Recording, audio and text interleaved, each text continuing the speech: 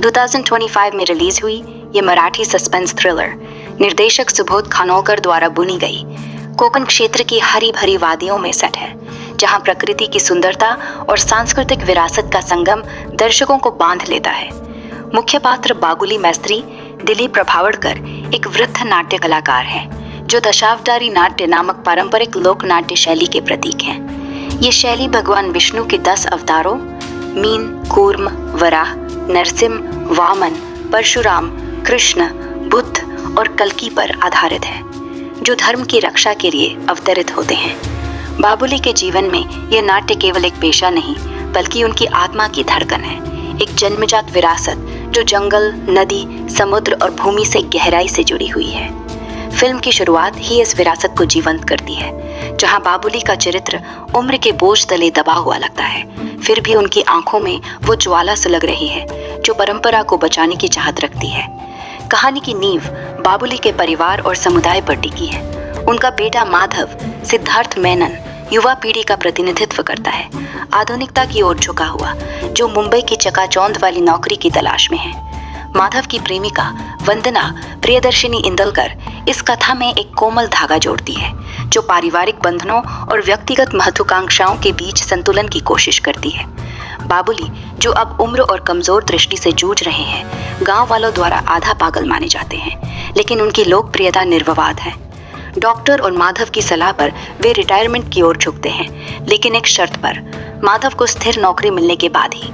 जब माधव को एक रियल एस्टेट कंपनी में नौकरी मिल जाती है, जो कोकण की जमीन पर विकास परियोजनाएं चला रही है, तो बाबुली महाशिवरात्रि के अवसर पर अपना अंतिम प्रदर्शन करने का फैसला करते हैं। ये प्रदर्शन न केवल उनकी व्यक्तिगत यात्रा का समापन होगा, बल्कि दशावतारी नाट्य को नई जिंदगी देने का प्रयास भी। लेकिन यहीं से कथा एक अप्रत्याशित मोड़ लेती है, एक त्रासदी जो शांतिपूर्ण उत्सव को खून और बदले की आग में बदल देती है। माधव की मौत, जो आधिकारिक तौर पर आत्महत्या घोषित की जाती है, वास्तव में खनन माफिया के हाथों हत्या साबित होती है। माधव ने कंपनी की अवैध खनन गतिविधियों का भंडाफोड़ करने की कोशिश की थी, जो कोकण की प्राचीन चट्टानों और पर्यावरण को नष्ट कर रही थी। ये घटना फिल्म को सांस्कृतिक नाट्य से सस्पेंस थ्रिलर में बदल देती है, जहां बाबुली की दुनिया उथल पुथल मच जाती है। कहानी का पहला भाग, जो पारंपरिक दशावतारी नाट्य की तरह पूर्व रंग पर आधारित है, पृष्ठभूमि तैयार करता है। हम देखते हैं कि कैसे बाबुली का अंतिम प्रदर्शन शुरू होता है। मंच पर वे विष्णु के अवतारों को जीवंत करते हैं। गांव वाले उत्साहित हैं और माधव वंदना से विवाह प्रस्ताव रखने की तैयारी में है। लेकिन अंतराल से ठीक पहले का ट्विस्ट, माधव की लाश का मिलना, दर्शकों को हिला देता है। बाबुली दुख और क्रोध से भरे पुलिस और माफिया के चक्रव्यूह में फंस जाते हैं।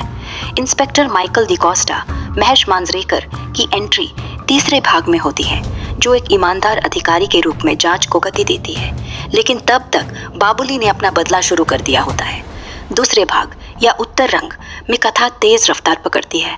बाबुली को 4 गुंडों द्वारा पीटा जाता है और जंगल में मरा छोड़ दिया जाता है, लेकिन चमत्कारिक ढंग से वे जीवित लौटते हैं। यहाँ फिल्म मिथक और वास्तविकता का सुंदर मिश्रण दिखाती है। बाबुली दशावतारी के अवतारों की तरह शक्तिशाली हो जाते हैं। वे वराह अवतार की तरह भूमि की रक्षा करते हैं, नरसिंह की तरह क्रूरता से दुश्मनों पर टूट पड़ते हैं।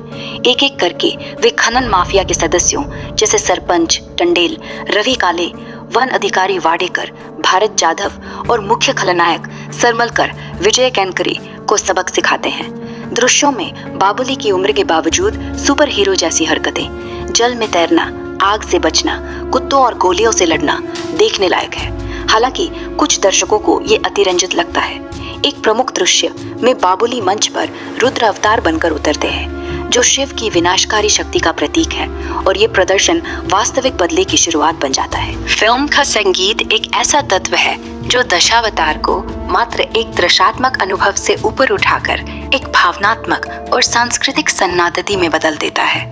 संगीतकार अजय अतुल की जोड़ी ने परंपरागत लोक संगीत को आधुनिक ऑर्केस्ट्रेशन के साथ बूझना है, जहां अवशीचो गीत बाबुली मिस्त्री की आंतरिक उथल पुथल को व्यक्त करता है।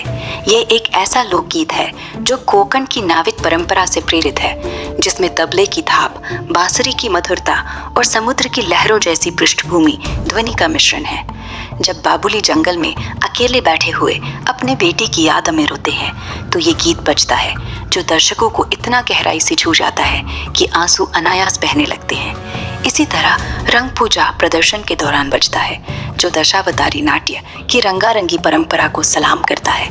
इसमें ढोल ताशे की लोक ध्वनियाँ, मराठी ओवी, लोक कविता का उच्चारण और सूक्ष्म इलेक्ट्रॉनिक बीट्स का समावेश है जो परंपरा को आधुनिक सिनेमाई नाटकीयता से जोड़ता है।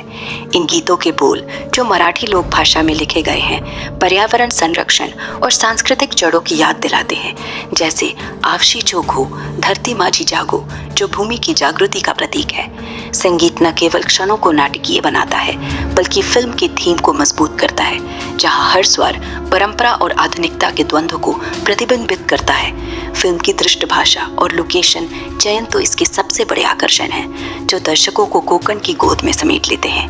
निर्देशक सुबोध खानोलकर ने रत्नागिरी और सिंधुदुर्ग के वास्तविक स्थलों को चुना है।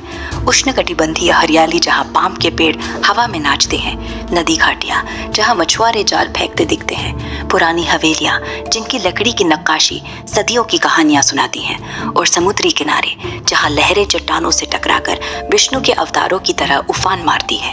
एक विशेष दृश्य में बाबुली का जन्मघर, एक पुरानी वाड़ी हवेली का इंटीरियर इतना जीवंत कैप्चर किया गया है कि दीवारों पर लगे पुराने मुखौटे और मिट्टी के दिए दर्शकों को समय यात्रा पर ले जाते हैं। सिनेमाटोग्राफी में देवेंद्र गोलतरकर का हाथ कमाल का है। उन्होंने 4K रेजोल्यूशन और नेचुरल लाइटिंग का उपयोग किया है, साथ ही VFX विजुअल इफेक्ट्स से अवतारों को मिथकीय रूप दिया। उदाहरण के लिए मीन अवतार का जल दृश्य जहां बाबुली नदी में डूबते हुए मछली रूप धारण करते हैं, यहाँ वाटर सिमुलेशन और ब्लू ग्रीन टोनिंग इतनी सजीव है कि दर्शक सांस रोक कर देखते हैं। वराह अवतार का भूमि संरक्षण दृश्य जहां बाबुली खनन मशीनों के खिलाफ जंगली सुअर की तरह हमला करते हैं, में अर्थ शेकिंग इफेक्ट्स और मड स्प्लैश VFX का उपयोग हुआ है जो पर्यावरणीय संघर्ष को दृश्य रूप से उभारता है। ये लोकेशंस न केवल बैकग्राउंड है बल्कि पात्र बन जाते हैं। हरियाली बाबुली की शक्ति का स्रोत है, जबकि खनन के घाव वाली चट्टानें विनाश का प्रतीक।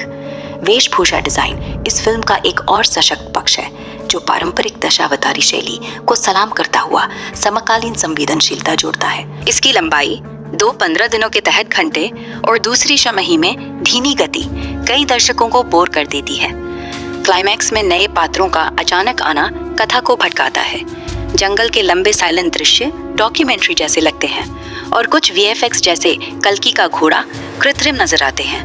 फिर भी पर्यावरण संदेश विकास के नाम पर प्रकृति लूट पर चोट इतना मजबूत है कि ये कमियां फीकी पड़ जाती हैं और फिल्म प्रगति को जड़ों से जोड़ने की याद दिलाती है।